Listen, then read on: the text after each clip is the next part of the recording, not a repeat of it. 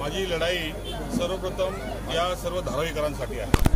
कारण गेल्या 40 वर्षापासून धारावीकरांवर फक्त अन्याय झाला आहे। आम्ही 40 वर्षापासून धारावीमधून गायकवाड परिवारांना निवडून देत आहोत, परंतु 40 वर्षापासून धारावीमध्ये शौचालयाचे प्रॉब्लेम्स आहेत। लोकांना शौचालयाला जाण्यासाठी शौचालय नाहीत आणि जे शौचालय आहेत ते सर्व शौचालय माफियांनी कब्जा केलेले आहेत आणि 5-5 रुपये जे आहेत सामान्य नागरिकांकडून वसूल करतात। धारावीमध्ये विकासाच्या नावावर नाही कधी शाळा आली, नाही कधी हॉस्पिटल आलं। धारावीमध्ये विकासाच्या नावावर आपण बघतोय की सगळे दत्तक वस्तूचे कॉन्ट्रॅक्ट जे आहेत ते त्यांनी यांच्या कार्यकर्त्यांना दिलेले आहेत आणि तेच पेड कार्यकर्ते दलाल चमचे घेऊन ते लोक गेल्या 40 वर्षापासून निवडणूक लढत आहेत। परंतु आता बस झालं, कारण आता आमची जी पिढी आहे ती धारावीमध्ये गेली। हालाकीचं जीवन आम्ही धारावीमध्ये जगलं, परंतु येणारी पिढी जी आहे, येणाऱ्या पिढीच्या उज्ज्वल भविष्यासाठी कुणाला तरी लढलं पाहिजे। ह्या अपेक्षेनेच मी ही निवडणूक लढत आहे, कारण आमच्या येणाऱ्या पिढीला चांगली शिक्षा भेटली पाहिजे, चांगलं स्वास्थ्य भेटलं पाहिजे, त्यांना स्वच्छता भेटली पाहिजे, क्लीन टॉयलेट्स भेटले पाहिजे। ह्या सर्व मुद्द्यांवर मी निवडणूक लढत आहे आणि सर्वात महत्त्वाची गोष्ट सध्या धारावी जी आहे ही पूर्ण मुंबईमधलं हे पॉलिटिकल बॅटल ग्राउंड झालेलं आहे। जो तो येतो तो धारावीवरच बोलतो। उद्धव ठाकरे धारावीवर बोलतात, मोदी येतात धारावीवर बोलतात। वर्षा गायकवाडने पूर्ण इलेक्शन जे आहे ते धारावीच्या मुद्द्यावर आणलेलं आहे। परंतु हे 40 वर्ष तुम्ही जे राज्य केलं धारावीवर, त्या 40 वर्षाच्या राज्यामध्ये धारावीकरांना तुम्ही काय दिलं हा विचारण्याची ताकद, ही विचारण्याची डेअरिंग कोणामध्ये नाही आणि ती शक्ती घेऊन जी आहे मी मैदानामध्ये उतरलो आहे आणि मी त्यांना हिसाब विचारतोय की तुम्ही 40 वर्षापासून काय केलं। आणि दुसऱ्या ठिकाणी अदानीला हा प्रोजेक्ट देण्यात आला। काँग्रेसचं अदानीचं साठगाठ आहे, कारण तुम्ही बघितलं असेल की परवा दिवशी रेवंत रेड्डी जे आहेत तेलंगणाचे मुख्यमंत्री ते या ठिकाणी आले होते।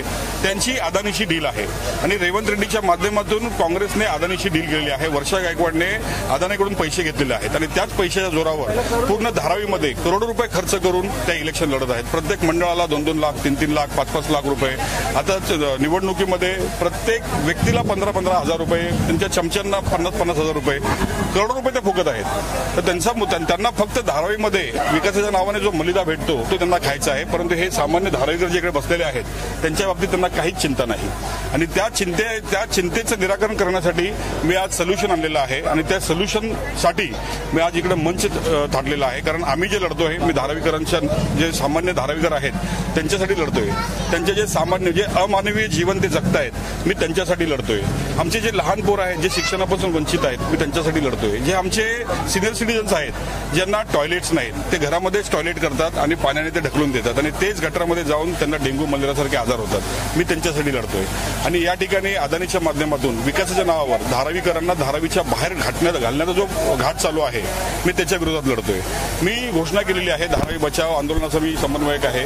आम्ही वेळोवेळी आंदोलन केले, आम्ही सर्वे थांबवला, परंतु सर्वे थांबवत असताना काँग्रेसचा एकही कार्यकर्ता त्या सर्वे थांबवण्यासाठी सुद्धा आला नाही। फक्त एक तरी सुद्धा आले नाही, फक्त मोठ्या मोठ्या भाषणं करतात, अदानीचा विरोध करतात, ते फक्त कमिशन वाढवण्यासाठी करतात। मातोश्रीवरून सुद्धा जे काही होतं ते फक्त आणि फक्त कमिशन वाढवण्यासाठी होतं। त्यामुळं आम धारावीकरांच्या वतीने कोण लढणार म्हणून आम्ही हातामध्ये बल्ला घेतलेला आहे, कारण धारावीची ह्या सर्व पक्षांनी जी आहे ती फिल्डिंग लावलेली आहे आणि धारावीकरांना आउट करून धारावीच्या बाहेर म्हणजे Manpur, Bhandup, Govandi, dumping ground, salt pan या ठिकाणी आणण्याचा सगळ्यांचा प्लॅन आहे आणि तो प्लॅन धारावीकरांमध्ये मी होऊ देणार नाही आणि धारावीकर म्हणून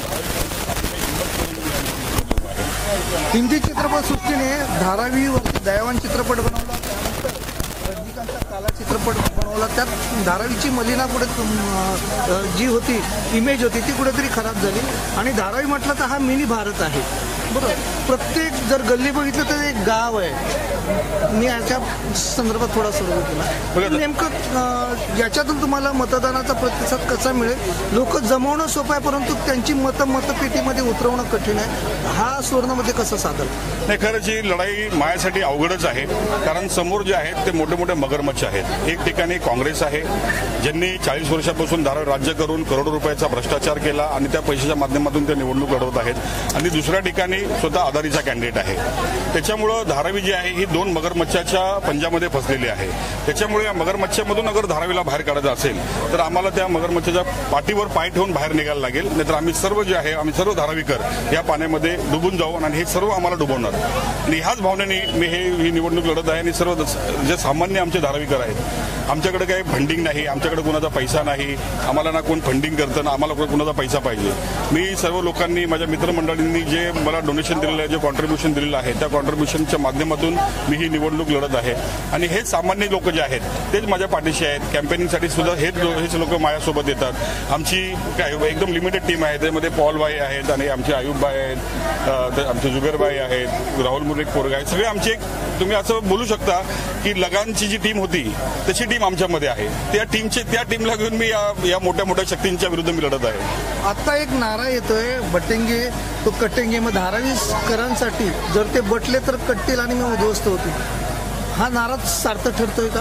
नाही, जरूर. कारण हे जे राजकारण करतात ते धर्माच्या आधारावर करतात, भाषेच्या आधारावर करतात, प्रांताच्या आधारावर करतात. परंतु धारावीकर म्हणून आम्ही सर्व धारावीकर एक आहोत ही भावना जी आहे ती प्रत्येक धारावीकरांच्या मनामध्ये रुजवण्याचा मी नक्कीच प्रयत्न करत आहे आणि करत राहीन. या ठिकाणी जेव्हा मशिदीचं डेमोल्युशन करण्यात येत होतं त्यावेळी सुद्धा मी रस्त्यावर उतरलो आणि माझ्यावर केसेस झाल्या.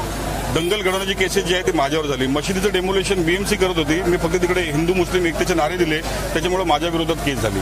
तर अशा प्रकारचं राजकारण कटेंगे बटेंगे जे बोलताय ना ते तुम्ही करताय. माझा नारा हाच आहे की हम पडेंगे तो आगे बढेंगे. त्याच्यामुळे माझा मेन उद्देश जो आहे धारावीकरांसाठी मी करिअर लॅबची पण घोषणा आता करणार आहे. तर माझा मेन उद्देश जे आहे ते धारावीकरांसाठी आहे. कटेंगे बटेंगेचा राजकीय फायदा जे आहेत ते शिवसेना, बीजेपी आणि काँग्रेस. कारण काँग्रेसने इकडे 40 वर्ष हेच भीती दाखवण्याचंच राजकारण केलेलं आहे. मुसलमानांना सांगतात की आप हमको मतदान नहीं करोगे तो बीजेपी चुन के आएगी, शिवसेना चुन के आएगी, इसके लिए हमको मतदान करो. ते कधीही विकासाच्या नावाने मतं मागत नाहीत, कधीही कामाच्या आधारावर मतं मागत नाहीत. ते फक्त धर्माच्या आधारावर मतं मागतात आणि त्याच्यामुळेच गेल्या 40 वर्षापासून धारावीवर ही परिस्थिती आलेली आहे.